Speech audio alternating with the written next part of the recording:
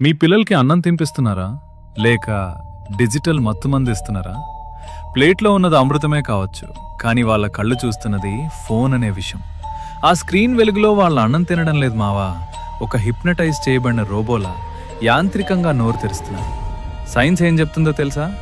మెదడు కార్టూన్ లోకంలో బిజీగా ఉంటే కడుపుకి ఆకలి సిగ్నల్స్ అందవు. దీన్నే మైండ్లెస్ ఈటింగ్ అంటారు.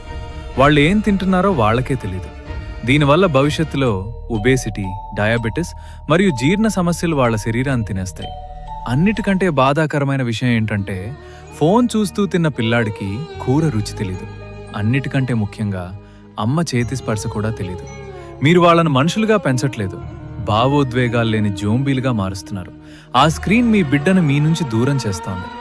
2 రోజులు ఏడ్చినా పర్లేదు, కానీ వాళ్ళ భవిష్యత్తుని నాశనం చేయకండి. అన్నం తినేటప్పుడు నో గ్యాడ్జెట్స్ రూల్ పెట్టండి. వాళ్లతో మాట్లాడుతూ కథలు చెప్తూ తినిపించండి. ఆ బంధాన్ని కాపాడుకోండి. తల్లిదండ్రులందరికీ ఈ వీడియోని ఇప్పుడే షేర్ చేయండి. రైజ్ విత్ రాజ్ని సబ్స్క్రైబ్ చేయండి.